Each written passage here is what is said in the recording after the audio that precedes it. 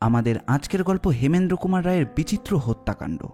গল্পপাঠে রয়েছে শুভম, প্রীতম, সৌমিক, রাজ চট্টোপাধ্যায় এবং আমি অপূর্ব। গল্পটি মন দিয়ে শুনুন। তবে হ্যাঁ, আমাদের চ্যানেলটিকে সাবস্ক্রাইব না করে থাকলে অবশ্যই করবেন। এরকম গোয়েন্দা গল্প আর অ্যাডভেঞ্চার গল্প আমরা প্রায় নিয়ে আসি। তাহলে আর বেশি দেরি না করে চলুন শুরু করা যাক। আমি খবরের কাগজের একটি খবর পড়ে শোনালাম। খবরটির শিরোনাম বিচিত্র হত্যাকাণ্ড। এই বিভীষিকাময় ছায়ামায়ের মধ্যে কলকাতা শহরে বেড়াচ্ছে এক বিভীষণ রাত্রির যাত্রী। তার নামধাম কেউ জানে না। ঘটনাস্থলে সে শুধু রেখে যায় এক একটা রক্তাক্ত মৃতদেহ এবং একটা করে অত্যাশ্চর্য ভিজিটিং কার্ড। গত 21শে জুলাই তারিখে প্রথম ঘটনাটি ঘটে। ডাক্তার মোহিনী মোহন দত্ত রাত্রি প্রায় 12টার সময় রোগী দেখবার জন্য একটি ফোন পান। রোগীর ঠিকানা ছিল 25 নম্বর বিশু বসুর লেন। অত রাত্রে মোহিনীবাবু প্রথমে বাইরে যেতে স্বীকৃত হয়নি। তখন তাকে ডবল ভিজিটের লোভ দেখানো হয়। বিশু বসু লেনের মুখে গিয়ে মোহিনীবাবু নিজের মোটর থেকে নেমে পড়েন, কারণ গলির ভেতরে গাড়ি ঢুকবে না। ব্ল্যাক আউটের মহিমায় কলকাতার বড় রাস্তাতেই আজকাল পথিক দুর্লভ। সুতরাং বিশু বসু লেনের মতো ছোট গলিতে অত রাত্রে যে জনশূন্য ছিল সে কথা আর বলাই বাহুল্য। তারপর কি ঘটে সচক্ষে তা আর কেউই দেখেনি। ঘণ্টা দুয়েক অপেক্ষা করবার পর মোহিনীবাবুর ড্রাইভার তার মনিবের খোঁজে গলির ভেতরে প্রবেশ করে এবং খানিকটা দূর এগিয়ে যাওয়ার পর দেখতে পায় মোহিনীবাবুর মৃতদেহ। তার দেহ পড়েছিল পথেরই ওপরে। তার বুকের ওপর ছিল তীক্ষ্ণ অস্ত্রের আঘাত। সবচাইতে বিস্ময়কর ব্যাপার হচ্ছে এই যে লাশের পাশে পাওয়া গিয়েছে একটি তাসের পাঞ্জা। তার 5টি ফোঁটার মধ্যে একটি ফোঁটা ছুরি দিয়ে কেটে দেওয়া হয়েছে। পুলিশ খোঁজ নিয়ে জানিয়েছে যে বিশু বসু লেনের মধ্যে 20 বেশি নম্বরের বাড়ি নেই। দ্বিতীয় ঘটনাটি ঘটেছে 28শে জুলাই। এ রাত্র 1টার সময় ডাক্তার এন বসু ফোনে এক জরুরি ডাক পান। ডাক আসে 30 নম্বর মণিলাল মিত্রের লেন থেকে। এইগুলি অত্যন্ত সংকীর্ণ, দুজন মানুষ পাশাপাশি চলতে পারে না। এখানেও হয়েছে সেই একই রকম সাংঘাতিক দৃশ্যের অভিনয়। ডাক্তার বসুর ফিরতে অসম্ভব দেরি হচ্ছে দেখে তার মোটর চালক গলির ভেতরে প্রবেশ করে এবং পথের ওপর আবিষ্কার করে প্রভুর মৃতদেহ। তারও বুকের ওপর তীক্ষ্ণ অস্ত্রের আঘাত এবং দেহের কাছেই পাওয়া গেছে একটা তাসের পাল্লা। শুধু নতুনত্বের মধ্যে এই যে এবার তাসের 5 ফোঁটার মধ্যে কেবল 2 ফোঁটা ছুরি দিয়ে কেটে নেওয়া হয়েছে। এবারেও পুলিশ খোঁজ করে জেনেছে যে মণিলাল মিত্রের লেনে 30 নম্বরের কোনো বাড়িই নেই। এই অদ্ভুত দুটো হত্যার মধ্যে যে সাদৃশ্য রয়েছে তার বাহারও যেন দৃষ্টি আকর্ষণ না করে পারে না। দুজন হতব্যক্তি হচ্ছে চিকিৎসক। দুজনকেই ডাকা হয়েছে ফোনে মধ্যরাত্রে এবং এমন এক নম্বরের বাড়িতে যার কোনো অস্তিত্বই নেই। আর দুবারই হতব্যক্তির দেহের পাশে পাওয়া গিয়েছে তাসের পাড়া।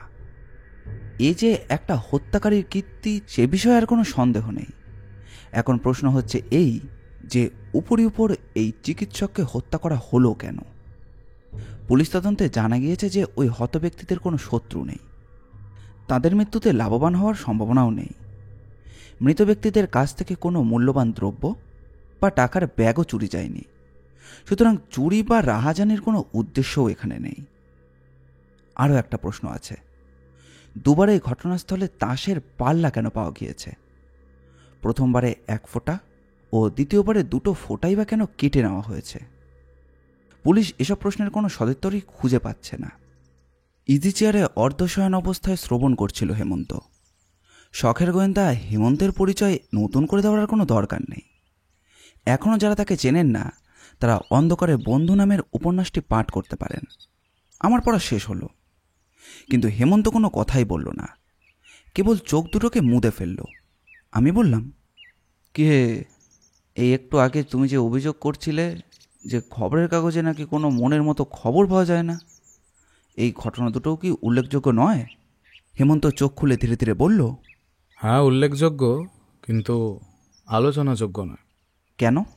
খবরের কাগজের রিপোর্টের ভেতর থেকে পাঠকদের সময় কাটাবার উপাদান, আর আসল সূত্র থাকে পুলিশের হাতে। মিথ্যে মাথা ঘামিয়ে লাভ কি? তার চেয়ে এসো বন্ধু, এক চাল দাবা খেলা যাক। সেদিনও চলছে আমাদের চিরন্তন দাবা খেলা। আমি রোজ সকালে হেমন্তের বাড়িতে চা পান করতাম। তারপর আমাদের মধ্যে সেদিনকার খবরের কাগজ নিয়ে আলোচনা চলত, আর তারপর শুরু হতো খেলা। হেমন্ত তাসকে ঘৃণার চোখে দেখত। সেদিন আমার বোরের চালে হেমন্তের দাবা যখন অত্যন্ত বিপদগ্রস্ত, তখন হঠাৎ মধু চাকর এসে খবর দিল, এক দঙ্গল পুলিশের লোক এসেছে। হেমন্ত এক মনে দাবাকে বিপদ থেকে মুক্তি দেওয়ার জন্য উপায় চিন্তা করতে করতে বলল, হ্যাঁ, তাদের জন্যে জলখাবারের ব্যবস্থা করতে হবে বইকি। এই অসংলগ্ন কথা শুনে মধু হতভম্বের মতো মুখ করে বলল, কি বললেন বাবু? আরে দাবাকে ছেড়ে মধুর কথা ভালো করে শোনো। তুমি কাদের জন্য জলখাবার আয়োজন করতে বলছো? ওই যে মধু বললে না, কারা এসেছে। সকালবেলায় বাড়িতে অতিথি এলে শুধু মুখে ফিরিয়ে দিতে নেই। মধু কি বলছে জানো? একদল পুলিশের লোক এসেছে। পুলিশ কেন? আপনার সঙ্গে দেখা করতে চায়। খেলায় বাধা পড়ল বলে একটু বিরক্ত হলো হেমন্ত। কে দেখা করতে চায়? নিয়ে আয়। ঘরের ভেতরে এসে ঢুকলেন ধরাচুরো পড়া এক সুদীর্ঘ ভদ্রলোক। মুখে হাম বড়াই ভাব, সুবৃহৎ ভুঁড়ি। তাকে আমি কখনো দেখিনি, তবে পোশাক দেখে বুঝলাম তিনি কোনো থানার ইন্সপেক্টর। হেমন্ত মৃদু হেসে বলল, আসুন, নমস্কার। আপনি ভূপতিবাবু তো? আপনাকে বোধহয় ইন্সপেক্টর সতীশবাবুর সঙ্গে দেখেছি। আমার এই সৌভাগ্যের কারণ কি? ডক্টর এমসি বিশ্বাসকে কাল রাত্রে কে বা কারা খুন করে গেছে। হেমন্ত কিছু বলল না, গুম হয়ে কি যেন ভাবতে লাগলো। আমি জিজ্ঞাসা করলাম, এবারেও কি ফোনেই ডাক্তার বিশ্বাসকে ডাকা হয়েছিল? না, হত্যাকারী এবারে পদ্ধতি বদলেছে। সে নিজেই গাড়ি নিয়ে ডাক্তার বিশ্বাসকে ডাকতে এসেছিল। বোঝা যাচ্ছে হত্যাকারী নির্বোধ নয়। সে জানে বারবার একই পদ্ধতিতে কাজ করলে তাকে ধরা পড়তে হবে। আচ্ছা ভূপতিবাবু, সব কথা আমাকে সংক্ষেপে বলতে আপনার আপত্তি নেই তো? ভূপতিবাবু বললেন, আপত্তি কিসের মশাই? আমি তো আপনার কাছে সাহায্য চাইতে এসেছি। আপনারা হচ্ছেন পাকা বুই কাতলা জাতীয় পুলিশ কর্মচারী। আমার মতো চুনোপুটির কাছ থেকে আপনারা কি আশা করেন? হ্যাঁ, আমরা হচ্ছি পেশাদার পুলিশ। শখের গোয়েন্দাদের চেয়ে আমাদের অভিজ্ঞতার মূল্য যে বেশি, তাতে আর কোনো সন্দেহ নেই। তবে কিনা ক্ষুদ্র কাঠবিড়ালিও রামচন্দ্রের সেতু নির্মাণে সাহায্য করেছিল। আর এইসব ব্যাপারে আপনার মাথা নাকি ভালো খেলে, তাই আমার এখানে আসা। বেশ বেশ, এসেছেন যখন ভালো করে বসুন। চা ইচ্ছে করেন? ভূপতিবাবু নিজের বিপুল বপুখানা চেয়ারের উপর ন্যস্ত করলেন। চেয়ার করে উঠল আর্তস্বরে প্রতিবাদ। তারপর বললেন, তা চা না চাটা কোনটা? চা বলেন টা বলেন সবই আসতে পারে। তাছাড়া সিদ্ধ ডিম, এগ পোচ, অমলেট, এমনকি হুকুম দিলে চিকেন স্যান্ডউইচেরও অভাব নেই। বাহ বাহ, আপনার বাড়িটা তো দেখছি বেশ লোভনীয় মশাই। এই জন্যেই সতীশবাবু আপনার এত ভক্ত। বুঝেছি। উত্তম উত্তম। আপনি যেসব পদার্থের নাম করলেন, আমি তার কোনোটাকেই ছাড়তে রাজি নই। মধুকে ডেকে হেমন্ত খাদ্য তালিকাটা বুঝিয়ে দিল। ভূপতিবাবু বললেন, আর দেখুন, এক কাপ চায় আমার গলা ভেজে না। আমার দেহখানি দেখছেন তো? নির্ভয় হন, মধু চায়ের কেটলি এখানেই এনে হাজির করবে। ভূপতিবাবুর দিকে একবার বিস্মিত দৃষ্টি নিক্ষেপ করল মধু, এবং তারপর প্রস্থান করল। এইবারে ভূপতিবাবু, আপনার কাহিনীটি বলুন দেখি। আপাতত বলবার কথা খুব বেশি নেই। শুনুন। কাল রাত্রে প্রায় 12টার সময় ডাক্তার এমসি বিশ্বাসের বাড়িতে মস্ত একখানা মোটরে চড়ে একখান ভদ্রলোক আসেন। ট্যাক্সি নয়? না, দারোয়ান বলে বাড়ির গাড়ি, সাদা রং। ভদ্রলোক ডাক্তার বিশ্বাসকে তখনই যাবার জন্য জেদাজেদি করেন। কেস হচ্ছে প্রসব বেদনার। রোগিনী নাকি অত্যন্ত কষ্ট পাচ্ছেন। ভান্তার বিশ্বাসী নারী রোগে বিখ্যাত বিশেষজ্ঞ। রাত্রে এরকম কেস প্রায় তার কাছে আকসার আসে। কিন্তু কাল তার মোটরের কল বিগড়েছিল বলে তিনি আগন্তুকের গাড়িতেই চড়ে রোগী দেখতে যান। তারপর আর তিনি ফেরেননি বাড়িতে। আগন্তুক ঠিকানা দিয়েছিল? হয়তো ডাক্তার বিশ্বাসের কাছে দিয়েছিল, কিন্তু আর কেউ সে বিষয়ে জানে না কিছু। তার চেহারার বর্ণনা পেয়েছেন? ডাক্তার বিশ্বাসের দারোয়ানের কাছ থেকে পেয়েছি। লোকটা বয়সে বুড়ো, তার মাথায় লম্বা পাকা চুল, মুখে পাকা গোঁফদাড়ি, চোখে ধোঁয়াটে রঙের চশমা, পরনে সেকেলে লম্বা কুর্তা আর কাপড়, পায়ে সাদা ক্যাম্বিসের জুতো। সে চলে ধনুকের মতো দুমড়ে, খুব কুঁজো হয়ে। দারোয়ান এছাড়া আর তেমন কিছু বলতে পারেনি। আগন্তুকের গাড়ি চালাচ্ছিল কে? সে নিজে না ড্রাইভার? ড্রাইভার। আপনারা খুনের কথা কখন জানতে পারেন? কাল রাত 2টোর সময় বাগবাজারের খালের ধার দিয়ে আস্তে আস্তে এক কুলি সর্বপ্রথম ডাক্তার বিশ্বাসের লাশটা দেখতে পায়। সে তখনই ঘাঁটির পাহারাওয়ালাকে খবর দেয়। তারপর খবর পাই আমরা, মৃতদেহটা খালের ধারে খুব নির্জন একটা জায়গায় পড়েছিল। তার বুকে অস্ত্রাঘাতের চিহ্ন রয়েছে। লাশের পাশেই ছিল তাসের পাঞ্জা। লাশ কি সরিয়ে ফেলা হয়েছে? না, একে রাত, তাই আবার ব্ল্যাক আউটের দিন। আমরা এখনো লাশ ভালো করে পরীক্ষা করিনি। জানেনই তো, কাল সন্ধ্যার সময় বেশ খানিকক্ষণ বৃষ্টি হয়েছিল। লাশের চারিদিকের ভিজে জমির কাদার ওপর দেখলুম অনেকগুলো পায়ের দাগ। আজ সকালে সমস্তটা মন দিয়ে দেখব বলে একটা সেপাইকে পাহারায় বসিয়ে লাশটা সেখানেই রেখে এসেছি। বেশ করেছেন। ওই মধু চা আর টা এনেছে, চটপট আপনার কর্তব্য সেরে নিন। আহার্যগুলোর ওপর একবার লোক দৃষ্টি বুলিয়ে ভূপতিবাবু বললেন, আমার কিছু মাত্র দেরি হবে না হেমন্তবাবু। আমি লিলিপুটের বুচকে বাসিন্দা নই। এ কখানা ডিশ তো আমার পক্ষে নস্য। সত্যিই তাই। আমরা দুজনে সবিস্ময়ে দেখলাম যে ভূপতিবাবু এক একবার বিস্তৃত হাঁ করেন, আর এক একটা ডিমপোচ, এগপোচ, অমলেট, স্যান্ডউইচ ও টোস্ট একেবারে তার গলদেশ থেকে তলদেশে তলিয়ে যায়। 2-3 চুমুকে এক এক পেয়ালা চা সাবার। 3 পেয়ালা চা উড়িয়ে তিনি মুখ মোছবার জন্য রুমাল বার করলেন। হেমন্ত বলল, রবিন, প্রথম ডাক্তার খুন হয় কবে? 21শে জুলাই। দ্বিতীয় খুন হয় 28শে জুলাই। আর কাল গেছে আগস্ট মাসের 4 তারিখ। জুলাই মাস শেষ হয় 31 তারিখে। তুমি কি হিসেব করছো? হ্যাঁ? ও না, কিছু না। এখন ওঠো, ভূপতিবাবুর আহার পর্ব সমাপ্ত। ডাক্তার বিশ্বাসের মৃতদেহ যে জায়গায় পড়েছিল তার খুব কাছেই বাগবাজার খাল। আংশিক ব্ল্যাকআউটের রাতে 12টার পর লোক চলাচল একদমই বন্ধ হয়ে যায়। এরকম জায়গায় খুন খারাপি বা রাহাজানির সুবিধা যথেষ্ট। যে সেপাই পাহারা দিচ্ছিল, ভূপতি তাকে জিজ্ঞাসা করলেন, লাশের কাছে কেউ আসেনি তো? পাহারাওয়ালা না সূচক মাথা নাড়ালো। আসুন হেমন্তবাবু, তাহলে আমাদের পরীক্ষা শুরু করা যাক। আগে লাশ দেখবেন না পায়ের দাগ? পায়ের দাগ। বেশ, আমরা দুজনেই দেখি। আসুন, পরে না হয় আলোচনা করা যাবে। দুজনেই মাটির উপর হেঁট হয়ে পায়ের দাগ পরীক্ষায় নিযুক্ত হলো। আমি একটু তফাতে দাঁড়িয়ে কাপড়ে ঢাকা মৃতদেহের দিকে সভয়ে তাকিয়ে রইলাম। আমি হচ্ছি সাহিত্যিক। গল্প কবিতা লেখাই হচ্ছে আমার কাজ। নরহত্যা ও ডাকাতি প্রভৃতি হচ্ছে আমার কাছে অকল্পনীয়, কল্পনাতীত, অমানসিক ব্যাপার। ওই কাপড়ের তলায় যে ক্ষতবিক্ষত ও জীবনহীন জীবের দেহটা ভয়াবহ আড়ষ্ট হয়ে রয়েছে, আমার কাব্যপ্রিয় কোমল মন সেটা ভেবেই যেন শিউরে উঠতে লাগলো। মিনিট কয়েক পরেই ভূপতিবাবু দাঁড়িয়ে উঠে বললেন, ব্যাস ব্যাস ব্যাস, আমার এ পেশাদার চোখ যা দেখবার সব দেখে নিয়েছে। হেমন্তবাবু, আপনার আর কত দেরি? হ্যাঁ, এইসব কাজে আমি হচ্ছি নাবালক মাত্র। আমার দেখা শেষ হতে সময় লাগবে। বলেই সে একখানা ম্যাগনিফাইং গ্লাস ও একটা ফুটবার করে আবার সারেজমিনে তদন্ত করতে লাগলো। আরে মশাই, অত তোর জোর করছেন কেন? এ যে মশা মারতে কামান দাগা। এখানে এমন কিছু উল্লেখযোগ্য দ্রষ্টব্য নেই। ওই তো শখের গোয়েন্দাদের বিটকেল বাতিক, বজ্রঙাটন, ফসকা গেঁড়ো ইত্যাদি ইত্যাদি। হেমন্ত নিরুত্তর মুখে নিজের কাজেই নিযুক্ত হয়ে রইল।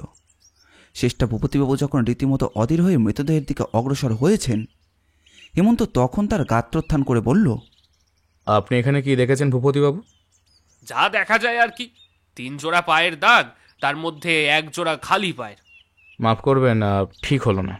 এখানে 4 জন মানুষের পদচিহ্ন আছে। প্রমাণ? বলছি, খালি পায়ের চিহ্ন ছেড়ে দিন। ওগুলো নিশ্চয়ই সেই কুলির। সে সর্বপ্রথম লাশ আবিষ্কার করেছে। কি করে জানলেন? খালি পায়ের চিহ্নগুলো ভালো করে দেখুন। নানা স্থানে এগুলো জুতোর দাগের ওপর গিয়ে পড়েছে।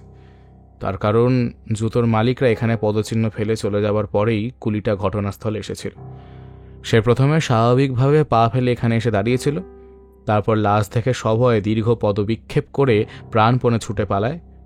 এই যে দেখুন, খালি পায়ের চিহ্নগুলো। এদিকে কত তফাতে তফাতে পড়েছে।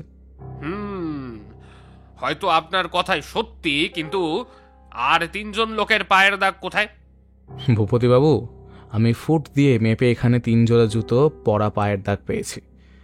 1 জোড়া জুতোর মাপ লম্বায় কিছু কম নয়, ইঞ্চি, আর চওড়া কিছু বেশি, 3 ইঞ্চি।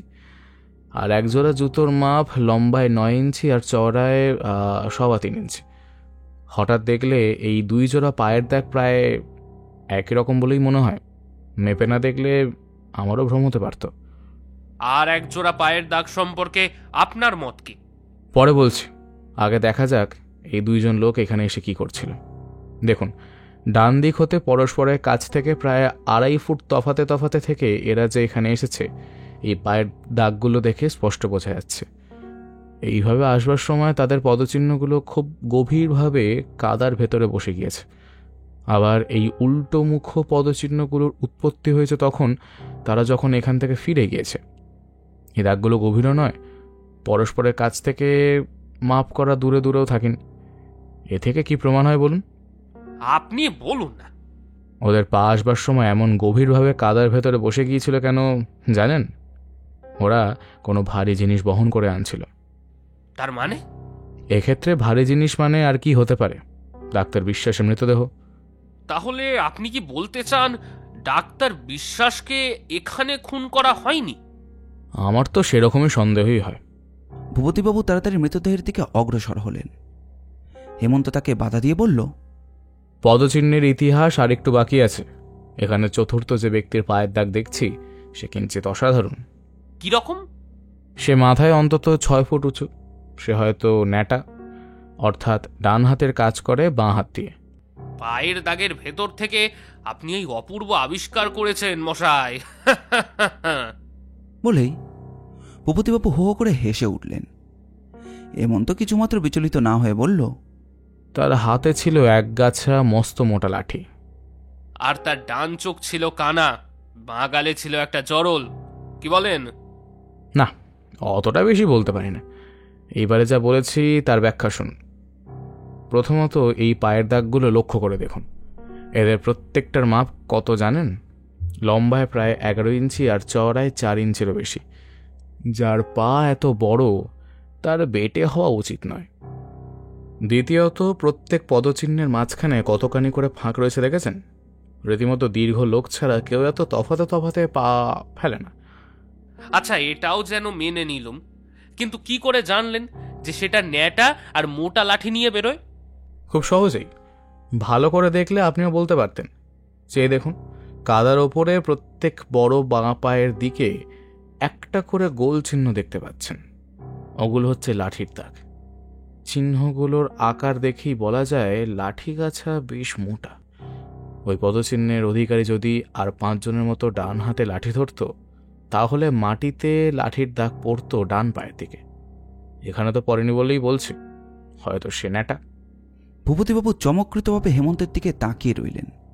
তারপর ধীরে ধীরে বললেন, মশাই মশাই মশাই, আমাকে মাফ করুন। এতক্ষণ পরে বুঝলাম আমাদের সতীশবাবু আপনার প্রশংসায় কেন এমন পঞ্চমুখ। এইবারে মৃতদেহ হস্তার্পণ করা যাক। ভূপতিবাবু এগিয়ে গিয়ে মৃতদেহের ওপর থেকে আবরণটা তুলে নিলেন।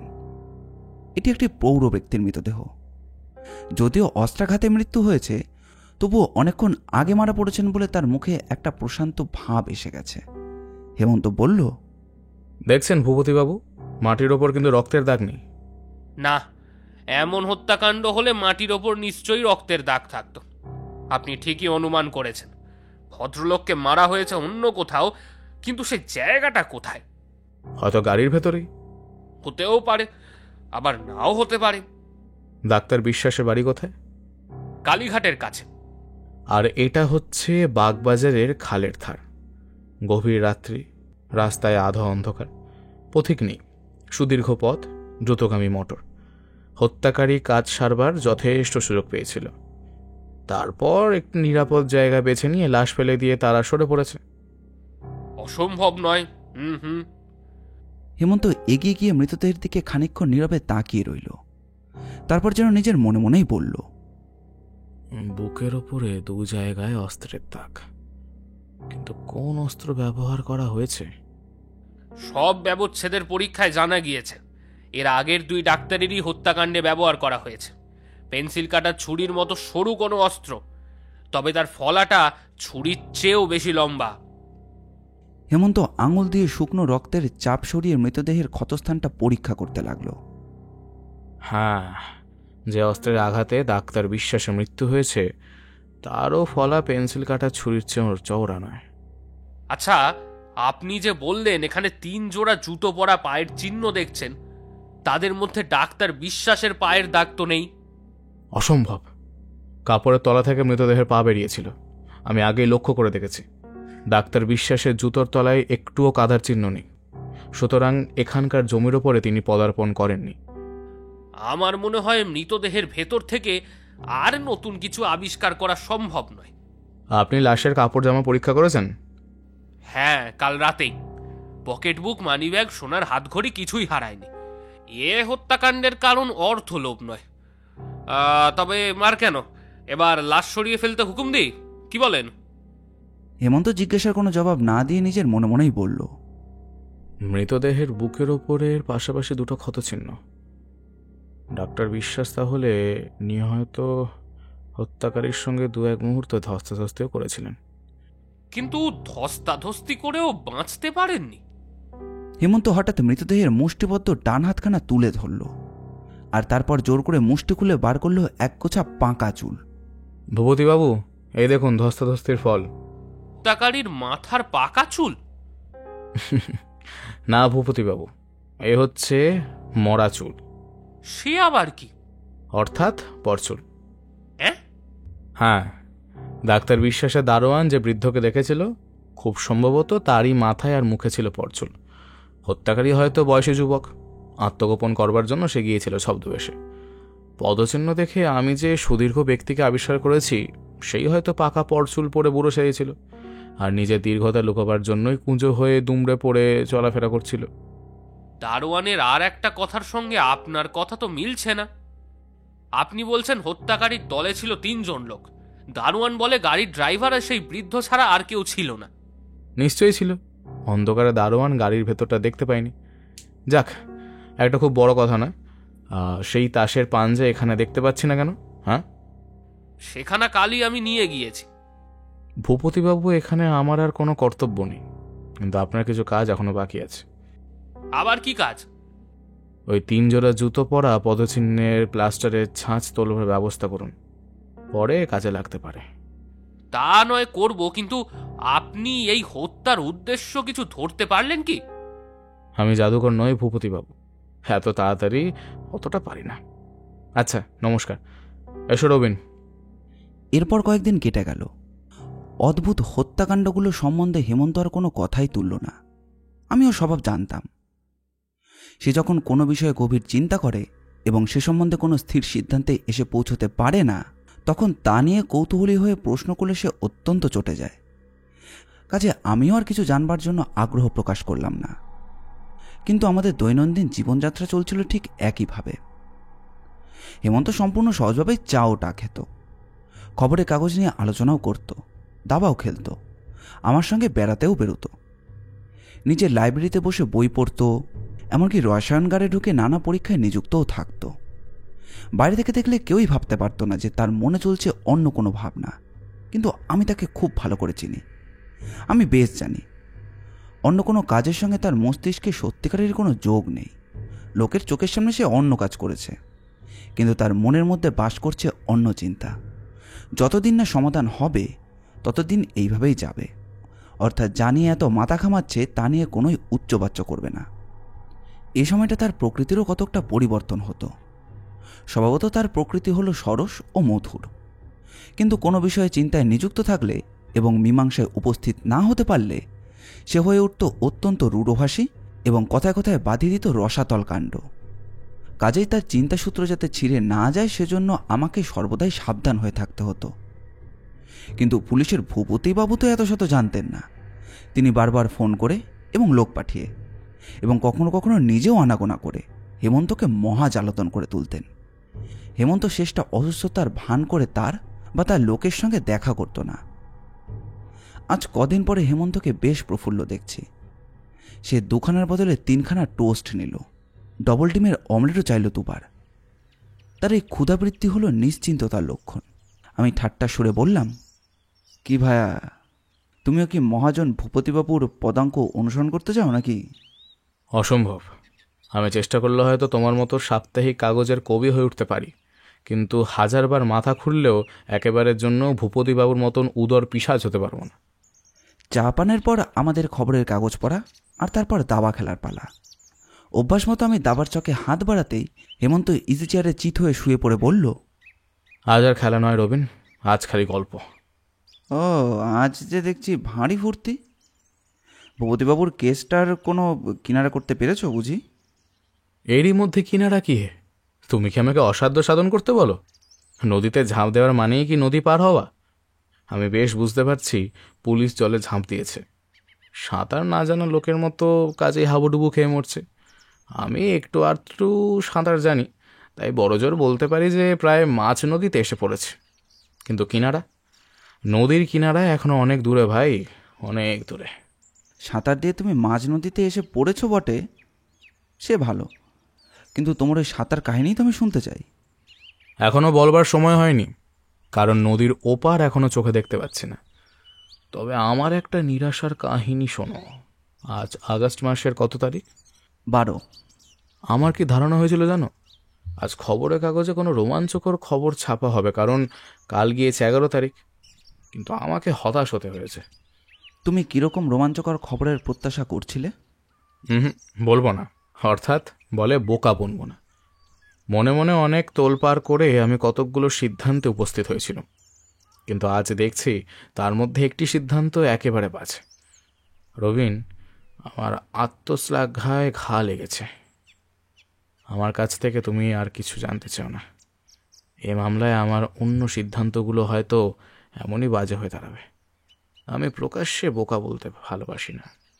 টেবিলের ওপরে 2খানা প্রকাণ্ড আকারের ইংরেজি গ্রন্থ পড়েছিল, সাইক্লোপিডিয়া অফ গুড হেলথ বা হোম ডক্টর। আজ কদিন ধরেই দেখছি যে হেমন্ত ওই বইখানা নিয়ে বারবার নাড়াচাড়া করছে। আমিও তার এক খণ্ড নিয়ে পাতা উল্টাতে লাগলাম। খানিক পরে হেমন্ত আপন মনেই বলল, এ দেশের অপরাধীরা রোম্যান্টিক বা উৎকট কল্পনারসিক হতে পারে না কেন? হ্যাঁ, এই ভেবে মাঝে মাঝে আমার দুঃখ হয়। তারা কেবল লোভ বা হিংসা, রাগের বলেই খুন খারাপি করে। ওর মধ্যে কিছুমাত্র রোম্যান্স নেই। ইউরোপে গিয়ে দেখেছি সেখানে রোম্যান্টিক অপরাধীরাও ছড়াছড়ি। তুমি কিরকম অপরাধের কথা বলছো হেমন্ত? ধরো অমর হত্যাকারী জ্যাক দ্য রিপারের কথা। বিলেতে যখন তাকে ধরবার জন্য চারিদিকে জাল ফেলা আর পুরস্কার ঘোষণা করা হয়েছে, তখন পুলিশের বড় সাহেবের কাছে জ্যাক হঠাৎ একখানা চিঠি লিখে জানালো যে অমুক জায়গায় অমুক সময় গেলে তুমি আমার দেখা পাবে। বলা বাহুল্য, বড় সাহেব যথাসময়ে যথাস্থানে গিয়ে হাজির হলেন। রাজপথ লোকে লোকারণ্য। হঠাৎ একজন অতি সাধারণ পথিক পথ চলতে চলতে তার সামনে থেমে পড়ে একটা ঠিকানা জিজ্ঞাসা করলে। বড় সাহেব কোনো রকম সন্দেহের কারণ না পেয়ে তাকে ঠিকানা বলে দিলেন। পথিক চলে গেল। বড় সাহেব নিজের ঘড়ি বার করে দেখলেন ঠিক এই সময়ই জ্যাকের আসবার কথা। তখন তার চমক ভাঙল। বুঝলেন ওই পথিকই জ্যাক ছাড়া আর কেউ নয়। তিনি তাড়াতাড়ি তার খোঁজে ছুটলেন, কিন্তু জ্যাক তখন ভিড়ের ভেতর কোথায় হারিয়ে গেছে। রবিন, একেই বলি আমি রোম্যান্টিক ক্রিমিনাল। হ্যাঁ, সেকালে এদেশেও এই শ্রেণীর অপরাধীরা ছিল। বিশু ডাকাত, তান্তিয়া ভিল প্রভৃতি গল্প পড়ে দেখো, রীতিমতো রোম্যান্সের গন্ধ পাবে। হঠাৎ রোম্যান্টিক অপরাধীদের নিয়ে তোমার এত মাথা ব্যথা কেন বলো দেখি? কারণ যে মামলা হাতে পড়েছে তার মধ্যে কিঞ্চিত রোম্যান্সের আঘ্রাণ পাওয়া যাচ্ছে। যথা? এই তাসের পাল্লার কথা ভেবে দেখো। যেখানে খুন হয় সেখানেই পাওয়া যায় একখানা করে পাঞ্চ আর তার একটা খড় কাটা। তুমি বলবে একে রহস্যময়, আমি বলবো একে রোম্যান্টিক। এর মধ্যে কি আর কোনো অর্থ নেই?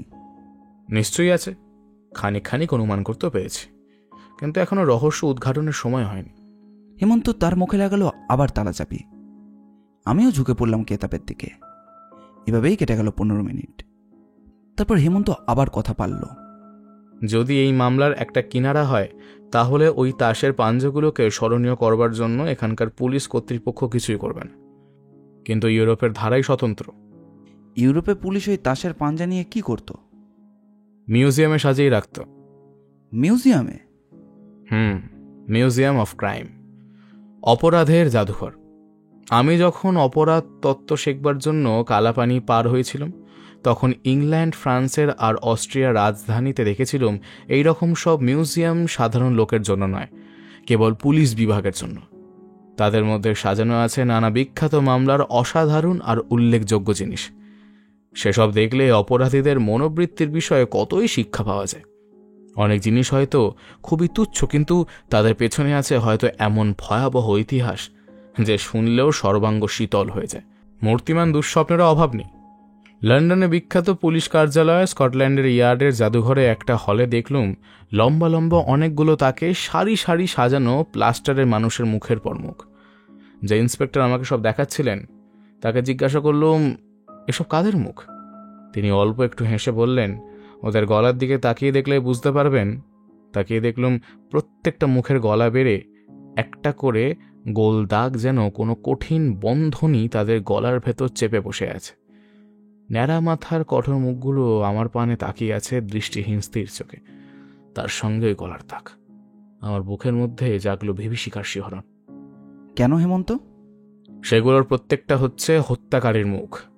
ফাঁসি কাটে ঝুলে তার প্রাণ ত্যাগ করবার পরেই মৃতদেহগুলো নামিয়ে প্যারিস প্লাস্টার দিয়ে তাদের মুখের ছাঁচ তুলে নেওয়া হয়েছিল। হেমন্তের কথা শেষ হওয়ার সঙ্গে সঙ্গে বৈঠকখানায় উঠল পায়ের আওয়াজ, আর তারপরেই বেগে প্রবেশ করলেন ভূপতিবাবু। তার চোখ মুখ অত্যন্ত উত্তেজিত। হেমন্ত একটু আশ্চর্য হয়ে বলল, এ কি ভূপতিবাবু, আপনার মুখের চেহারা ভগ্নদূতের মতো কেন? ভয়ানক কাণ্ড মশাই।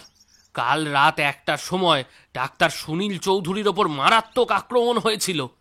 ভাগ্যক্রমে তিনি বেঁচে গিয়েছেন। একলাফে দাঁড়িয়ে উদ্দীপিত কণ্ঠে হেমন্ত বলল, রবিন, রবিন, তাহলে আমার সিদ্ধান্তই ঠিক। কাল গেছে আগস্ট মাসের 11 তারিখ। আমি জানতুম এমনই একটা কিছু হবেই। আপনি জানতেন কাল আবার তাসের পাল্লা খেলা হবে? কি করে জানলেন? ও কথা এখন যেতে দিন। তাহলে এবারে ডাক্তারবাবু বেঁচে গিয়েছেন?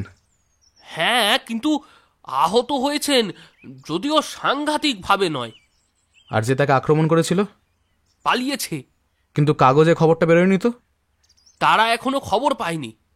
বেশ, এখন স্থির হয়ে বসে সব কথা খুলে বলুন দেখি। এই বলে হেমন্ত আবার ইজি চেয়ারের ওপর বসে পড়ল। ভূপতিবাবু বলতে লাগলেন, ডাক্তার সুনীল চৌধুরীর বাড়ি তালতলায়। আপনারা সকলেই নিশ্চয়ই তার নাম শুনেছেন, কারণ তিনি হচ্ছেন বিখ্যাত অস্ত্র চিকিৎসক। কাল রাত 12:15টার সময় একখানা সাদা রঙের মস্ত মোটর গাড়িতে চেপে একটি লোক তাকে জরুরি কেসের জন্য ডাকতে আসে। লোকটার একমাত্র ছেলে নাকি তেতলা থেকে পড়ে গিয়েছে, এখনই তাকে দেখতে যেতে হবে।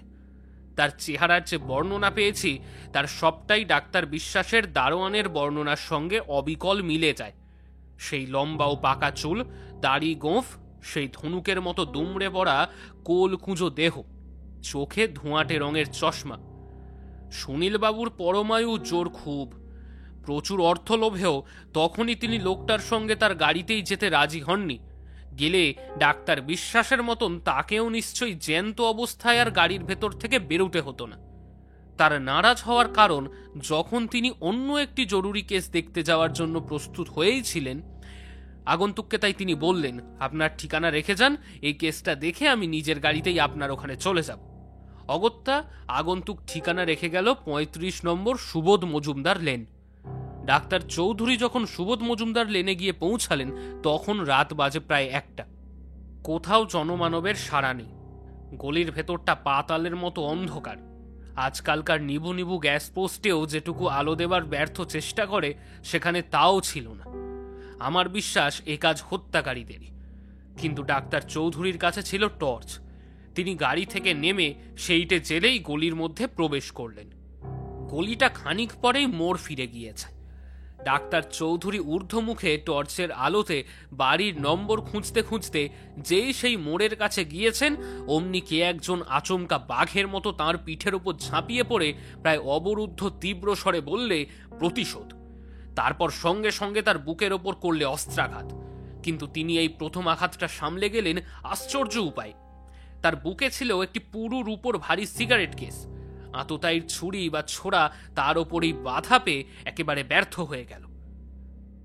ডাক্তার চৌধুরী সভয় বিস্ময়ে দুপা পিছিয়ে গেলেন, কিন্তু পর মুহূর্তে হলো দ্বিতীয় আক্রমণ।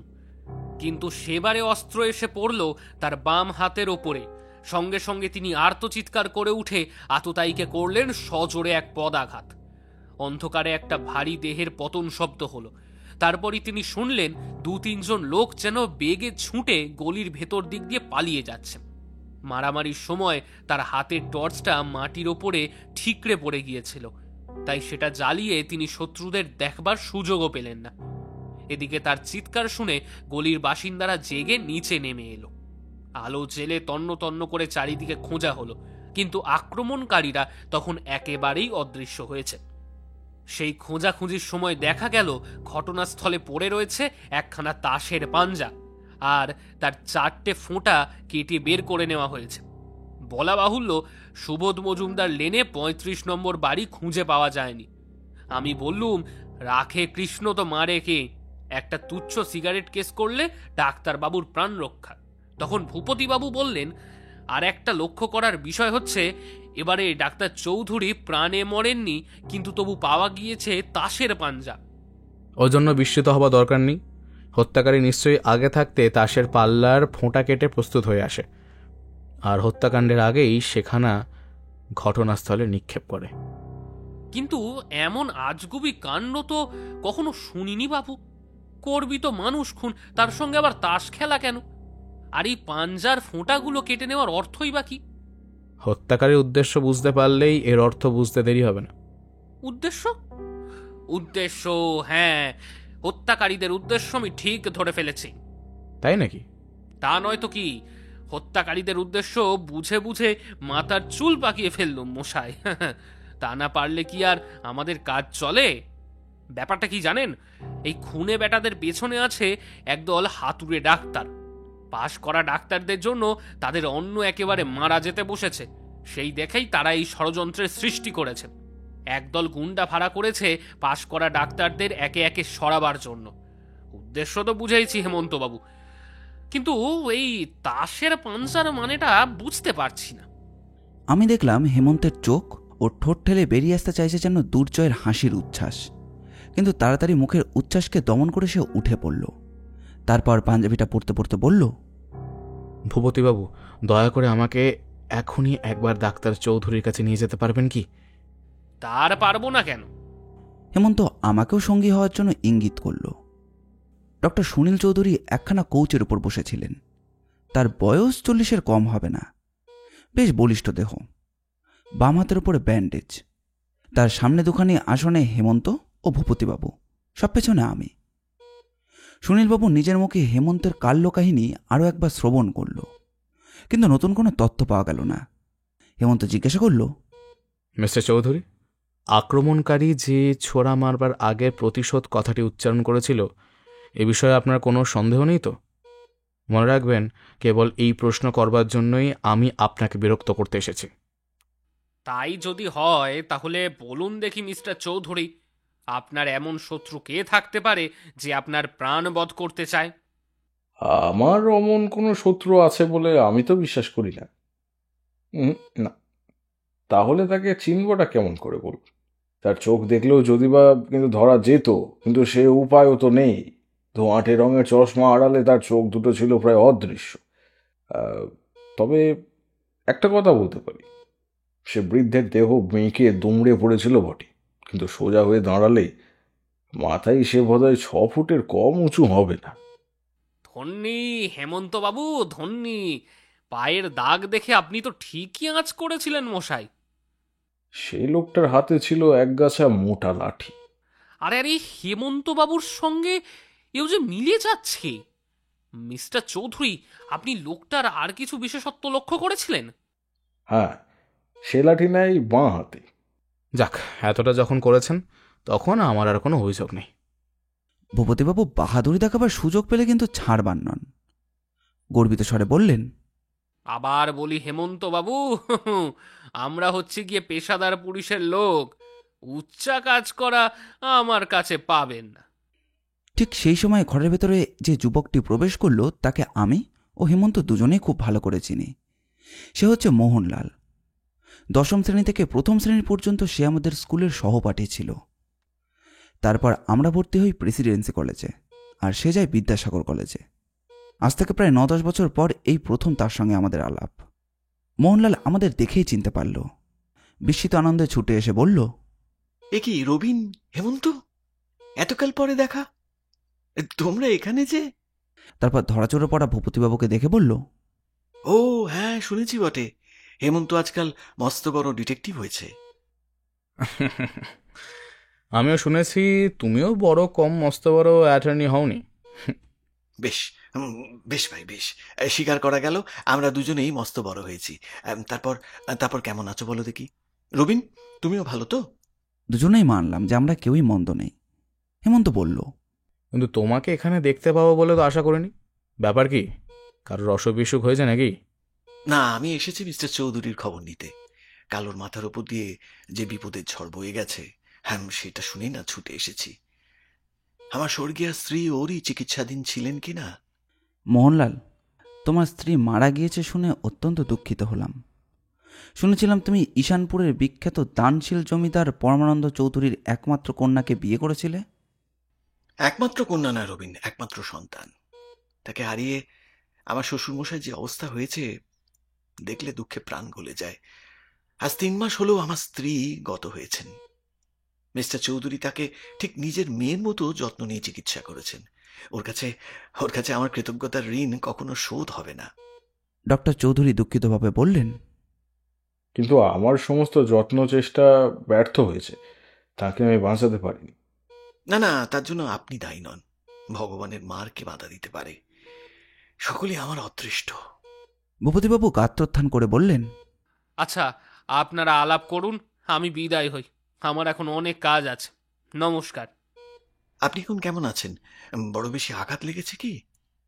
আঘাত সামান্য নয় বটে, তবে প্রাণে ধরা পড়েনি বলে ভগবানকে আমি ধন্যবাদ দিই। কে কে এই শয়তান পাষণ্ড যে আপনার মতন লোককে হত্যা করতে চায়? আপনার বন্ধু মিস্টার হেমন্ত চৌধুরী সেই কথাই জানবার জন্য চেষ্টা করছে। আমার আমার শ্বশুরমশাই আপনার কথা শুনে অত্যন্ত দুঃখিত হয়েছেন। তাকে আমার ধন্যবাদ জানাবেন। তা মোহনলাল, তোমার সন্তানাদি কি? একটি ছেলে আর একটি মেয়ে। তারাই এখন তাদের দাদামশায়ের ধ্যান জ্ঞান প্রাণ। আমিও তাদের চোখের আড়াল করতে পারি না বলে শ্বশুরমশাই কলকাতায় বালিগঞ্জ এসে বাসা নিয়েছেন। রোজ সন্ধেবেলায় আমার বাড়িতে এসে নাতি নাতনিকে খানিকক্ষণের জন্য কোলে করে খেলা না করলে তার প্রাণ যেন বাঁচে না। এরকম আরও 2-4 কথার পর আমরাও বিদায় গ্রহণ করলাম। রাস্তায় নেমে গাড়িতে উঠতে যাচ্ছি, এমন সময় দেখি মোহনলালও ডাক্তার চৌধুরীর বাড়ি থেকে বেরিয়ে এলো। সে হনহন করে আমাদের কাছে এসে বলল, হেমন্ত, রবিন, কাল সন্ধ্যের সময় কিন্তু আমার বাড়িতে তোমাদের দুজনের ডিনারের নিমন্ত্রণ রইল। হঠাৎ এই নিমন্ত্রণ কেন? আরে নিমন্ত্রণটাই বড় নয়, তোমার সঙ্গে আমার গোপনীয় পরামর্শ আছে। গোপনীয় পরামর্শ? হ্যাঁ, বিশেষ গোপনীয় পরামর্শ। কলকাতায় এই যে ডাক্তারের পর ডাক্তার হত্যা হচ্ছে, এ সম্বন্ধে তোমাকে আমি গোটা কয়েক দরকারি কথা বলতে চাই। শুনেছি এসব মামলার ভার নিয়েছ নাকি তুমি? হ্যাঁ। তাহলে নিশ্চয়ই যেও। যাব। তোমার ঠিকানা? ওই 10 নম্বর শরৎপাল রোড। পরদিন সন্ধ্যাবেলায় নিমন্ত্রণ রক্ষা করবার জন্য গাড়ির ভেতরে উঠে বসেছি। এমন সময় হেমন্ত বলল, মোহনলালের সঙ্গে দেখা হয়নি প্রায় 1 যুগ। তার বিবাহেও সে আমাদের নিমন্ত্রণ পর্যন্ত করেনি। আমরাও যদি বিবাহ করতুম, মোহনলালের কথা মনে পড়তো কিনা সন্দেহ। তবুও সে খবর রাখলো কেমন করে? কি খবর? আমি ডিটেকটিভ। হেমন্ত, তুমি যে একজন নামজাদা লোক। জনসাধারণের কাছে নয়, আমি কাজ করি সকলের চোখের আড়ালে। শখের খাতিরে খবরের কাগজে আমার নাম পর্যন্ত বেরোয় না। কিন্তু পুলিশ আর অপরাধীরা তোমাকে মিত্র আর শত্রু করে চিনে ফেলেছে। তাদের কাছে তুমি এখন অত্যন্ত বিখ্যাত। কিন্তু মোহনলাল পুলিশের লোকও নয়, অপরাধীও নয়। তারপর দেখো, ডাক্তার চৌধুরীর বাড়িতে যেতে যেতে ভূপতিবাবু কি বললেন শুনেছ তো? খবরের কাগজের রিপোর্টারদের কবল থেকে নিস্তার পাওয়ার জন্য ডাক্তার চৌধুরী কালকের ব্যাপারটা একেবারে চেপে গিয়েছেন। এমনকি যে গলিতে দুর্ঘটনা ঘটেছে সেখানকার বাসিন্দারাও তার নাম পর্যন্ত জানে না। তবু এত সকালে দুর্ঘটনার কথা মোহনলাল কোন সূত্রে জানতে পারলে? বড়ই আশ্চর্য কথা রবিন, বড়ই আশ্চর্য কথা। এতক্ষণ পরে হেমন্তের এই বিস্ময় স্পর্শ করলো আমারও চিত্তকে। সত্যি কথা, সব ব্যাপার তো মোহনলালের জানবার কথা নয়। হেমন্ত আবার বলল, দেখো রবিন, এই ভূপতি লোকটাকে আমার ভালো লাগছে না, কিন্তু আমারও না। ইন্সপেক্টর সতীশবাবুর সঙ্গে কাজ করে আনন্দ পাই, কিন্তু ভূপতির সঙ্গে কাজ করা কঠিন। এ দেখো না, তৃতীয় তাসের উপরে রক্তাক্ত আঙুলের ছাপ পাওয়া গেছে, একথা সে আমাকে একবারও বলেনি।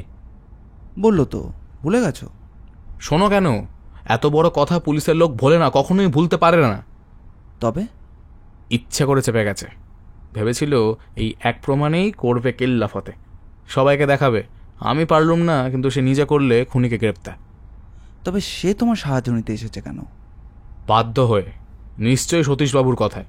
সতীশবাবু একে তার চেয়ে সিনিয়র, তার উপরে এবারের গেজেটে দেখলুম তিনি আসছে মাস থেকে হবেন অ্যাসিস্ট্যান্ট কমিশনার, কাজেই তার অনুরোধ রক্ষা করাই বুদ্ধিমানের কাজ। কিন্তু তুমি দেখে নিও রবিন, আমার দৃঢ় বিশ্বাস যে ভূপতি এত লুকোচুরি ব্যর্থ হবে।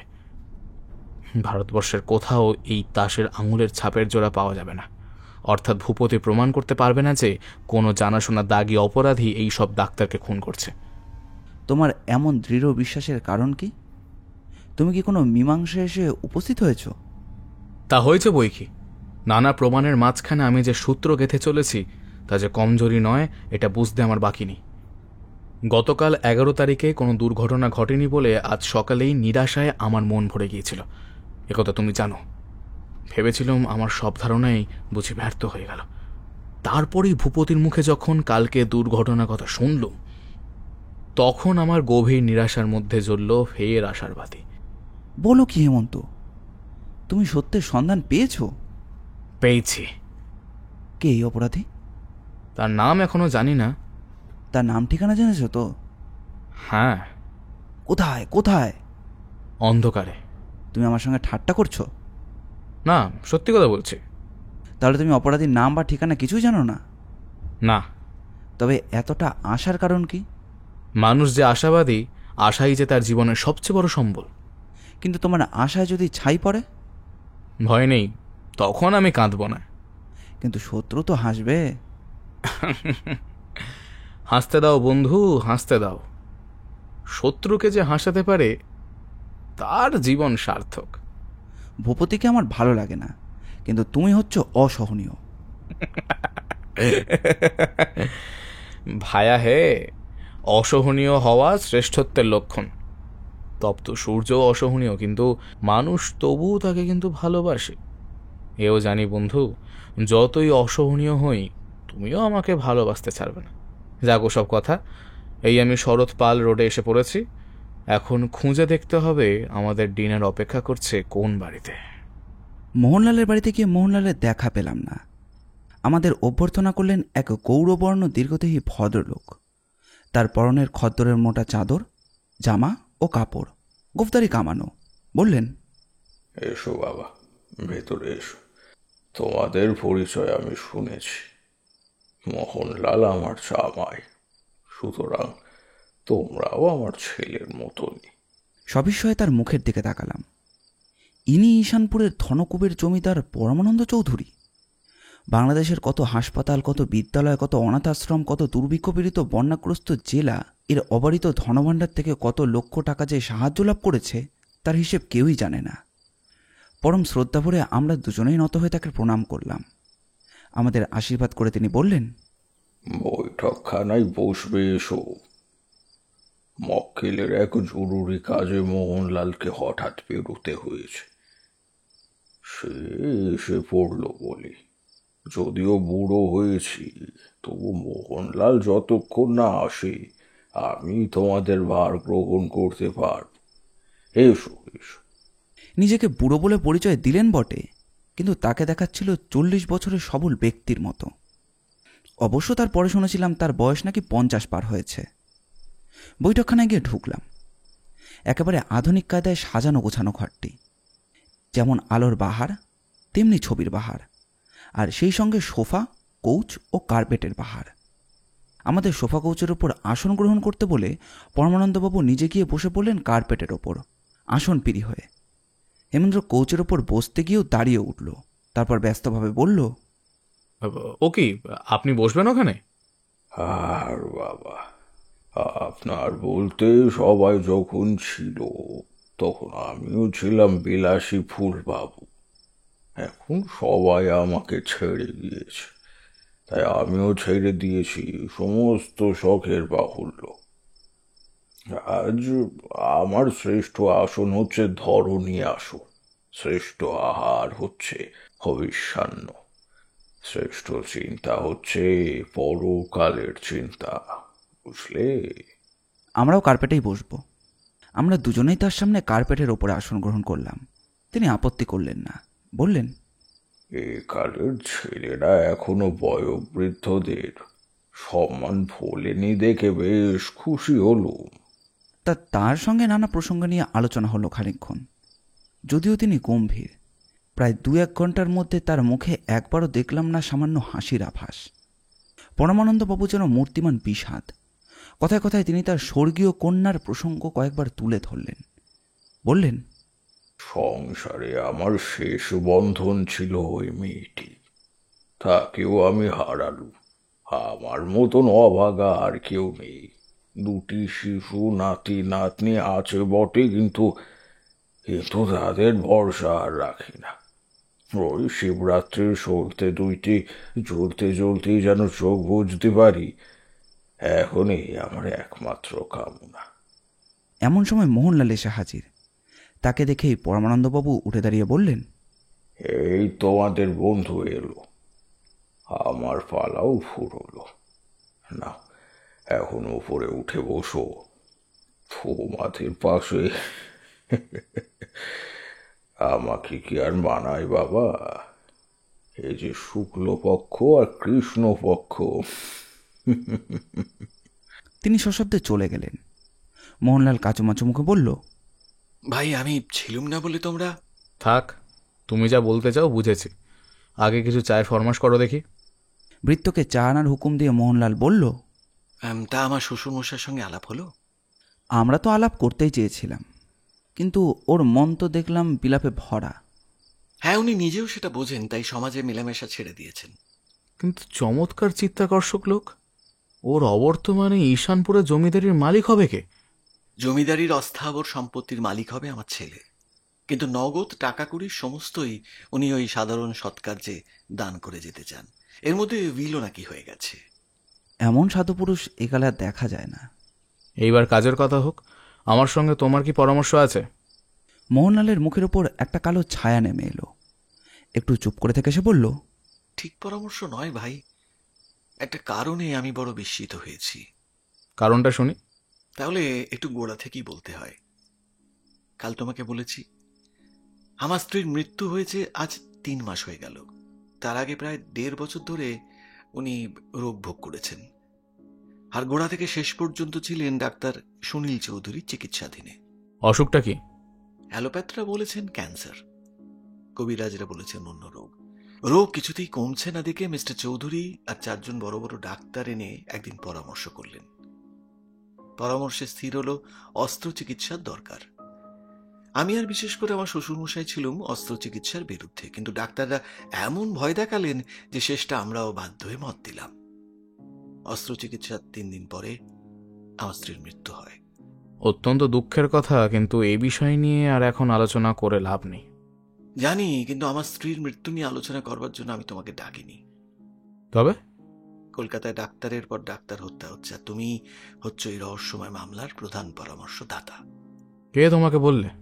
নামে দরকার নেই, বলো একথা সত্যি কিনা।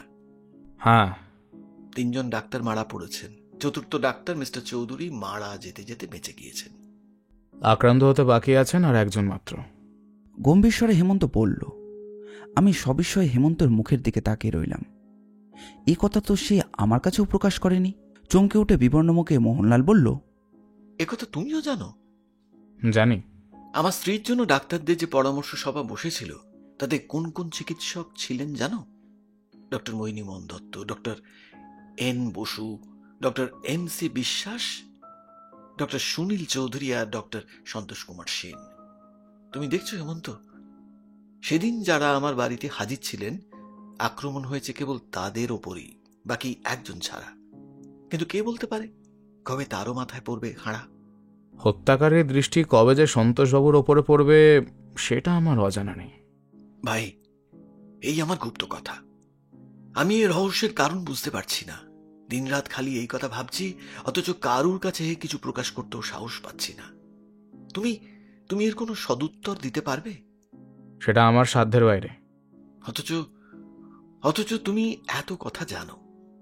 অনেক কথাই জানি, কিন্তু আপাতত শেষ কথা বলবার শক্তি আমার নেই। আমার অবস্থা এখন কীরকম জানো? পরদীপমালা নগরে নগরে তুমি যে তিমিরে, তুমি সেই তিমিরে। তোমার শ্বশুরমশাই এই কথা জানেন? জানেন। তিনি আবার আমার চেয়েও অভিভূত হয়ে পড়েছেন। তার মন নরম। কেউ একটা পোকা মারলেও তিনি সেটা সহ্য করতে পারেন না। তৃতীয় হত্যাকাণ্ডের পর থেকে ভয়ে তিনি খবরের কাগজ পড়া পর্যন্ত ছেড়ে দিয়েছেন। ডাক্তারের সন্তোষ কুমার সেনের ঠিকানা কি? ওই 5 নম্বর মদন ঠাকুর রোড, বালিগঞ্জ। ঠিকানাটা বুক পকেটে ঢুকিয়ে নিয়ে হেমন্ত উঠে দাঁড়ালো। মোহনলাল, আমার খিদে পেয়েছে। এই চলো চলো চলো, খাবার তৈরি। বৈঠকখানা থেকে বেরিয়ে দেখি সিঁড়ির উপর দিয়ে নিচে নেমে এলেন পরমানন্দবাবু। মোহনলাল তাকে জিজ্ঞাসা করল, আপনি কি বাসায় যাচ্ছেন? হ্যাঁ বাবা, রাত হলো। তোমার বন্ধু দুটিকে ভালো লাগলো, ওদের আবার দেখতে পেলে খুশি হব। পরমানন্দবাবু চলে গেলেন। আমরাও মোহনলালের পেছন পেছন চললাম খাবার ঘরের দিকে। গাড়িতে উঠে বাড়ি ফেরার পথে হেমন্তকে বললাম, তুমি আগে থাকতেই জানতে যে 5 জন ডাক্তারের মৃত্যুর সম্ভাবনা? জানতুম বললে ঠিক হবে না, অনুমান করেছিল। অথচ ঘুণাক্ষরেও আমার কাছে প্রকাশ করনি। এ ব্যাপারটা ক খ পড়ার মতন সহজ, আমি আবার প্রকাশ করব কি? তোমার কাছে সহজ হতে পারে, কিন্তু আমার কাছে নয়। তুমিও যদি ভূপতির দলের লোক হও, আমি কি করব বলো? একদিন তোমাকে আমি ইঙ্গিত দিয়েছিলুম যে এই মামলার অপরাধী হচ্ছে রোম্যান্টিক বা উৎকট কল্পনা রসিক। এমনকি এই রহস্যময় তাসের পাঞ্জার দিকেও তোমার দৃষ্টি আকর্ষণ করেছিল। তবুও তুমি বুঝতে চেষ্টা করনি। ঘটনাস্থলে বারবার কেন ওই তাসের পাঞ্জা পাওয়া যায়? হ্যাঁ, আর কোনো ফোটার তাস নয়, কেবল পাঞ্জা? কেন প্রথম খুনের পরে তার একটা ফোঁটা, দ্বিতীয় খুনের পর 2টো ফোঁটা, তৃতীয় খুনের পরে 3টে ফোঁটা কেটে বার করে নেওয়া হয়? হ্যাঁ, এর কারণ কি এই নয় যে হত্যাকারী বারবার পাল্লা বা 5 ফোঁটার তাস ফেলে গিয়ে এইটাই জানাতে চায় যে 5 জন লোককে হত্যা করাই হচ্ছে তার উদ্দেশ্য? আর এক একজনকে খুন করার সঙ্গে সঙ্গে এক একটা ফোঁটা লুপ্ত করে ব্যাপারটা বোঝাবার পক্ষে যথেষ্ট সহজ করে দিয়ে গেছে। ভাই, আমার নির্বুদ্ধিতার জন্য আমাকে ক্ষমা করো। আমি ভেবেছিলাম তাসের পাঞ্জা হচ্ছে কোনো গুপ্তদলের সাংকেতিক চিহ্ন। হ্যাঁ, ও কথা তুমি মনে করতে পারতে যদি প্রত্যেকবারই পাওয়া যেত অক্ষত তাসের পাল্লা। কিন্তু প্রত্যেক খুনের পরে কাটা ফোটার সংখ্যা বাড়ছে দেখেও কেমন করে তুমি অমন ভুল ধারণা করেছিলে? আর আমাকে লজ্জা দিও না ভাই, আমি ঘাট মানছি। না রবিন, এ ঘাট মানার কথা নয়। ভগবান আমাদের দুজনকেই চোখ কান দিয়েছেন, মানুষ উপযোগী মস্তিষ্ক দিতেও কৃপণতা করেননি। আমরা দুজনে একই সময়ে একই ঘটনাক্ষেত্রে একসঙ্গে চলছি ফিরছি, সব দেখছি, শুনছি, পরীক্ষা আর আলোচনা করছি। তোমার আড়ালে কিছুই হচ্ছে না, তবুও তুমি যদি সত্য উপলব্ধি করতে না পারো তাহলে সেটা হবে দুঃখের কথা। খালি তুমি নাও, পৃথিবীর অধিকাংশ লোকই এই দলে। তারা কান থাকতেও কালা, চোখ থাকতেও অন্ধ, বুদ্ধি থাকতেও নির্বোধ। আমাদের সকলের ভেতরেই আছে অব্যবহৃত শক্তি, সেই শক্তিকে ব্যবহার করতে শেখো, এই আমার অনুরোধ। আমি জবাব দেওয়ার কোনো ভাষা খুঁজে পেলাম না। একটু চুপ করে থেকে হেমন্ত বলল, আজ একটা মস্ত দরকারি ব্যাপার লক্ষ্য করেছ? কখন? যখন আমরা মোহনলালের বৈঠকখানা থেকে খাবার ঘরে যাবার জন্য বাইরে বেরিয়ে এসে দাঁড়াই, তখন তুমি ছিলে ঠিক মোহনলালের পাশে, আর আমি ছিলাম পিছনে। সুতরাং দেখবার সুবিধা ছিল তোমারই বেশি। মোহনলাল যখন তার শ্বশুরের সঙ্গে কথা কইছিল তখন তুমি কিছু লক্ষ্য করনি? না। রবিন, তোমার উপরে রাগ করব কি? তুমি হচ্ছ করুণার পাত্র। এত বড় অস্পষ্ট আর রোমাঞ্চকর ব্যাপারটাও তোমার চোখ এড়িয়ে গেল। ঠিক ধিক্কার জানাই তোমায়। তোমার কথা যে আমি কিছুই বুঝতে পারছি না ভাই। কি আমার চোখ এড়িয়ে গেছে? তুমি কি মোহনলালকে সন্দেহ করো? থামো, আর কোনো কথা তোমার জিজ্ঞাসা করার অধিকার নেই। যাও, মায়ের কোলে শুয়ে ঝিনুকে করে দুধ খাওগে, আমার সঙ্গে বেরিও না। মোহনলালের বাড়িতে এমন কি রোমাঞ্চকর দৃশ্য আমার দৃষ্টি এড়িয়ে গেছে? দুদিন ধরে কেবল সে কথাই ভাবছি আর ক্রমাগতই ভাবছি, কিন্তু কিছুতেই কিছু আন্দাজ করতে পারলাম না। ডাক্তার চৌধুরী বললেন হত্যাকারী তাকে আক্রমণ করবার আগে প্রতিশোধ বলে চাপা গর্জন করে উঠেছিল। একথাও তো সন্দেহকে চালিত করে মোহনলালের দিকে। কয়েকবার ভেবেছিলাম হেমন্তের কাছে এই প্রসঙ্গটা তুলি, কিন্তু পারিনি, আবার ধমক খেয়ে বোকা বনবার ভয়ে। আজ সুগম্ভীর মুখে আধিক্যতার ভাব নিয়ে ভূপতিবাবু এসে হাজির। ও চলনভঙ্গি বলছে যে আমার দিকে চেয়ে দেখ, হাম মার দিয়া কেল্লা। ইজি চেয়ারে শায়িত হেমন্ত অর্ধমুদ্রিত নেত্রে ঈশা তার দিকে হাস্য করে বলল, হ্যাঁ, বুঝতে পেরেছি আপনি আজ জবর খবরের রাজা, কিন্তু কোন দিক দিয়ে জয় করলেন? আগে চা চাই, গলাটা একেবারে শুকিয়ে গেছে। সঙ্গে চাইটা, কারণ উদর গহ্বরে নাড়ি ভুড়ি ছাড়ার যাবতীয় কিছু হজম হয়ে গেছে। চা, কাটলেট, কারি, কোরমা, এমনকি ফাউল রোস্ট পেলেও আপত্তি করব না। আমি বেজায় আশ্চর্য হয়ে গেলাম। আমি বাবা গেরস্তের ছেলে, এ খাবো না ও খাবো না বলি না। সম্মুখ দেশে যে কোনো খাদ্যই আবির্ভূত হবে আমার উদর বলবে স্বাগত। তা ভাই হেমন্ত বাবু, আজ কি কি আশা করতে পারি? আপাতত কাটলেট আর টিকিয়া কাবাব আদেশ করলেই আসতে পারে। আর পেয়ালা তিনেক চা? নিশ্চয়ই। বেশ বেশ, তাই সই। তারপর খবরটা শুনি। খনির আঙুলের ছাপের কতটা কিনারা হয়েছে? কতকটা মানে? ওটা কথার কথা আর কি। পাঞ্জাবের একটা পেশোয়ারির আঙুলের সঙ্গে আমাদের পাল্লার আঙুল মিলে গেছে। মিলে গেছে? প্রায় মিলে গেছে আর কি। ও, প্রায়। অবশ্যই 2-3 জায়গায় মেলেনি। সে আমি বুঝেছি। না মেলবার কারণও আছে। আছে নাকি? হ্যাঁ, যে সময় পেশোয়ারিটার আঙুলের ছাপ নেওয়া হয় তখন তার আঙুলটা ছিল আহত। 3 মাস আগে সে ছিল লখনৌয়ে, সেখান থেকে সে কোন মাসে বর্ধমানে আসে তাও জানা গিয়েছে, কিন্তু তারপর তার আর কোনো পাত্তা পাওয়া যাচ্ছে না। আমি বলি যে বর্ধমানে এসেছে, সে কলকাতাতেও আসতে পারে, কি বলেন? তাই নয় কি? কলকাতা পুলিশের টনক নাড়িয়ে দিয়েছি, চারিদিকে খোঁজাখুঁজিও চলছে, এখনো ব্যাটা ধরা পড়লো বলে। কিন্তু এই পেশোয়ারি ভদ্রলোক বেছে বেছে বাঙালি ডাক্তার হত্যা করবে কেন? হ্যাঁ, তার কারণ তো আগেই দেখিয়েছি। একদল হাতুড়ে ডাক্তার পথ থেকে কাঁটা সরাবার জন্যই গুন্ডা নিযুক্ত করেছে। গুন্ডারা ঘটনাস্থলে তাসের পাল্লা ফেলে যাবে কেন? ওটা তাদের গুপ্ত দলের সাংকেতিক চিহ্ন হয়তো। আসলে অনেক মাথা খাটিয়ে ভেবে চিনতে আমি এই সত্যটা আবিষ্কার করেছি। আপনি আর রবিন দেখছি একই মতাবলম্বী। তাই নাকি ভাইয়া? তাই নাকি? এই জন্যই ইংরেজি প্রবাদ বলে যে মহাজনরা একই রকম ভাবনা ভাবেন। হ্যাঁ, বলে ও দেওয়াল ফাটিয়ে এমন এক হাহা চেঁচিয়ে উঠলেন যেন দুটো টিকটিকি প্রাণপণে দৌড় মেরে অদৃশ্য হয়ে গেল কোথাও। হেমন্ত আমাকে ভূপতিবাবু দলে ফেলে দিল বলে আমার সর্বশরীর যেন জ্বলতে লাগলো। ভূপতিবাবু হাঁকলেন, ওরে বাবা মধু, খানা কই রে, খানা কই? মধু খাবার হাতে ঘরের ভেতরে প্রবেশ করল। ভূপতিবাবু, বিশ্ববিখ্যাত ফরাসি ডিটেকটিভরা আঙুলের ছাপকে খুব বেশি আমল দেয় না। দেয় না নাকি? তারা হচ্ছে আস্ত একটা গাধা। গাধার সঙ্গে তাদের কোনো সাদৃশ্য দেখিনি। আঙুলের ছাপকে খুব বেশি আমল না দিলেও তারা অগ্রাহ্য করে না। তবে অপরাধী গ্রেপ্তার করার জন্য তারা আঙুলের চেয়ে সুবিধাজনক উপায় আবিষ্কার করেছে। উপায়টাকে শুনে? কান। কান? গাধার কান? না, গাধার কানের ওপর দখল আছে কাদের, সে কথা এখন বলে শাস্তিভোজ করতে চায় না। ফরাসি ডিটেকটিভদের কারবার কেবলমাত্র মানুষের কান নিয়ে। আপনার কথা মশাই বুঝতে পারছি না। আমি যখন ফ্রান্সের রাজধানী পারি শহরে বেড়াতে যাই তখন ফরাসি পুলিশের প্রধান কার্যালয়ে দেখতে গিয়েছিল। সেখানে কেবল পুলিশের লোকের জন্য একটি মস্ত জাদুঘর আছে। সেই ঘরে ঢুকে প্রথমেই কি চোখে পড়ল জানেন? 1 হাত বড় একখানা মানুষের কান। সেই কানের এক এক অংশ নীল, লাল, হলদে ও সাদা রঙে আঁকা। এক একটি অংশ এক একটি অক্ষরে চিহ্নিত। তার এইরকম 20টি বিভিন্ন অংশ আছে। বাবা, কান নিয়ে আবার এত টানাটানির মানে? তাদের মতে খুব মানে হয়, কারণ তারা বহু পরীক্ষার পর বুঝতে পেরেছে যে সারা জগৎ খুঁজলেও একরকম দেখতে 2খানা কান আবিষ্কার করা অসম্ভব। তাই তারা অপরাধী গ্রেপ্তার করে কান দেখে। কান টানলেই মাথা আসে বলে বটে। প্রায় সেই রকমই আর কি। সব দেশের অপরাধীদের ফটো তুলে রাখা হয় তার সঙ্গে মিলিয়ে আসামি শনাক্ত করবার জন্য, কিন্তু ফরাসি পুলিশের মতে এ প্রথা বিজ্ঞানসম্মত নয়, কারণ পৃথিবীতে অবিকল একই রকম দেখতে একাধিক মানুষের অভাব নেই। এ কথা আমি বিশ্বাস করি না। আপনার বিশ্বাস অবিশ্বাসে তাদের কিছু আসে যায় না, তবে আমাকে বাধ্য হয়ে বিশ্বাস করতে হলো, কারণ জাদুঘরের অধ্যক্ষ আমাকে দুখানি ফটো দেখিয়ে বললেন, এই ছবি দুখানা দেখে আপনার কি মনে হয়? আমি বললাম, এ দেখছি তো একই লোকের দুরকম ফটো।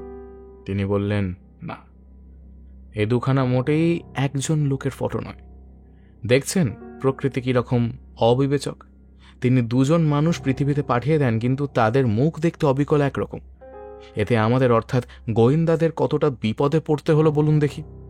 ফটোর সঙ্গে মিলিয়ে লোক গ্রেপ্তার করলুম, কিন্তু আদালতে প্রমাণিত হলো সে আমাদের ফটোর মানুষই নয়। আসামি খালাস পেয়ে করলে আমাদের নামে মানহানির নালিশ। তারপর দেখুন, রাস্তায় চলতে চলতে কারোর ওপর সন্দেহ হলেই আমরা তাকে ধরে বলতে পারি না, মশাই বার করুন তো হাত। আমরা আপনার আঙুলের ছাপ চাই, কিন্তু এক্ষেত্রে তার কান হয় আমাদের সহায়। বুঝেছেন ভূপতিবাবু, ফরাসি গোয়েন্দারা কান সম্বন্ধে অত্যন্ত বিশেষজ্ঞ। গোয়েন্দা পাঠশালায় ভর্তি হলেই তাদের কর্ণ সংক্রান্ত শিক্ষা নিতে হবে। তারপর তারা যখন কোনো অপরাধী ধরতে যায়, তখন তাদের আসামির কানের বিশেষত্বগুলো বলে দেওয়া হয়। আসামি যেরকম ছদ্মবেশেই ধারণ করুক না কেন, আর তাদের নাক, ঠোঁট, চোখ যে রকমেরই হোক না কেন, ফরাসি গোয়েন্দারা সেই সব নিয়ে একটুকুও মাথা ঘামায় না। সে কারোর মুখের দিকে তাকায় না, বৃহৎ জনতার ভেতরেও কেবল কান দেখেও আসামিকে চিনতে পারে। যা, কি যে বলেন! বিশ্বাস করুন ভূপতিবাবু, এর একটাও আমার বানানো কথা নয়।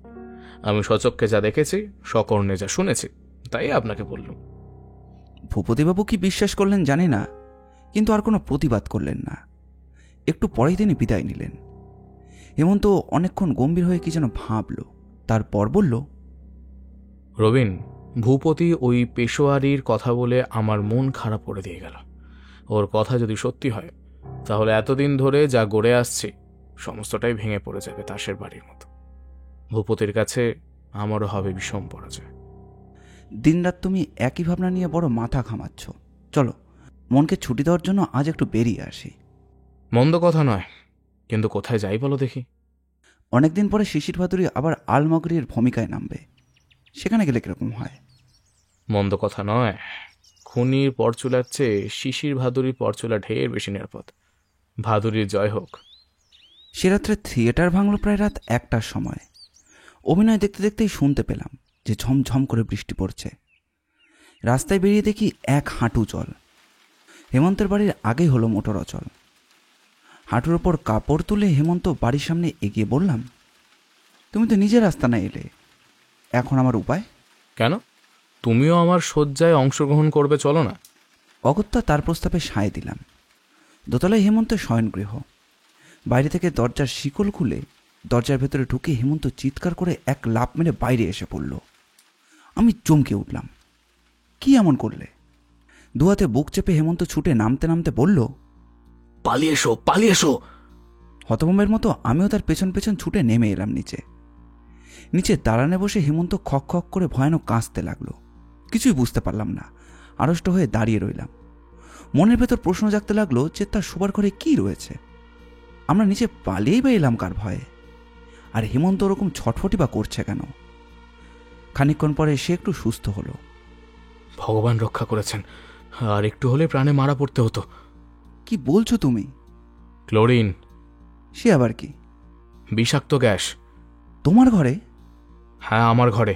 আমিও গ্যাস চিনি। কিন্তু তোমার ঘরে গ্যাস আসবে কোত্থেকে? সেইটাই হচ্ছে প্রশ্ন। রবিন, আমরা যাদের খুঁজছি, আজ তাদের কেউ এসেছিল আমাদের বাড়িতে। সর্বনাশ! বলো কি? খনি, বুঝেছ? আমাকে দুনিয়া থেকে সরাতে না পারলে সে নিরাপদ হবে না যে। কিন্তু সে গ্যাস ব্যবহার করলো কেমন করে? তোমার ঘরের দরজা তো বাইরে থেকে বন্ধ ছিল। হ্যাঁ, বৃষ্টি পড়েছে বলে মধু জানলাগুলো বন্ধ রেখেছে, কিন্তু পাশের মাঠের বটগাছ বেয়ে আমার বাড়ির দোতলার ছাদে ওঠা কিছুমাত্র কঠিন নয়। লক্ষ্য করলেই দেখবে আমার ঘরের ভেন্টিলেটরগুলো অতিরিক্ত বড়। ঘরের ভেতরে হয়তো বিষাক্ত গ্যাস পাঠানো হয়েছে ওই পথে। খুব সম্ভব খনির আবির্ভাব বেশিক্ষণ আগে হয়নি। সে ভেবেছিল আমি ঘরের ভেতরে ঘুমিয়ে আছি। রবিন, ভাগ্যে আমি থিয়েটার দেখতে গিয়েছিলাম গো। তোমাদের শিশির ভাদুরী আজ আমার প্রাণ রক্ষা করেছেন। বুকের ভেতরটা কাঁপতে লাগলো। খুনি যখন আমাদের চেনে তখন আমরাও হয়তো খুনিকে চিনি। কেবল সাহসী নয়, তার মৌলিকতা ও চাতুর্যও বিস্ময়কর। ক্লোরিন, আমি তার নাম শুনেছি মাত্র, কিন্তু তার গুণাগুণ কিছুই জানি না। হেমন্ত রসায়নবিদ্যার পণ্ডিত, ও সমস্ত নিয়ে নিয়মিত নাড়াচাড়া করবার অভ্যাস তার আছে, তাই এত সহজেই সে আসল ব্যাপারটা ধরে ফেলেছে। কিন্তু ধন্য এই অজানা হত্যাকারী। ক্লোরিনের সাহায্যে নরহত্যা করবার চেষ্টা এর আগে কোনো ভারতীয় খুনি করেছে বলে তো আমি শুনিনি। হেমন্ত বলল, গত মহাযুদ্ধে জার্মানরাই প্রথমে এই নীলাভ হলদে রঙের সাংঘাতিক গ্যাস ব্যবহার করে। ডাক্তারদের ক্লোরোফর্মেও এই গ্যাসের অংশ আছে। ক্লোরিন যাকে মারে অত্যন্ত যন্ত্রণা দিয়ে মারে গো রবিন। এই দেখো না, তার সংস্পর্শে আসতে না আসতেই আমার কি দশা হয়েছে। এখন আমি ভালো করে নিঃশ্বাস পর্যন্ত টানতে পারছি না। দ্বিতীয় পর্বটি 2 দিনের মধ্যে আমাদের চ্যানেলেই আপলোড করা হবে। দ্রুত আপডেট পেতে আমাদের এই চ্যানেলটিকে সাবস্ক্রাইব করবেন, আর কীরকম লাগলো সেটি কমেন্ট করে জানাবেন। আমরা আপনাদের মধ্যে থেকে একটি কমেন্ট পিন করে দেব। এইরকম গোয়েন্দা গল্প আর অ্যাডভেঞ্চার গল্প আমরা প্রায় নিয়ে আসি। আমাদের চ্যানেলটি ঘুরেও আসতে পারেন। আপনাদের ভালোবাসা একান্ত কাম্য। ধন্যবাদ।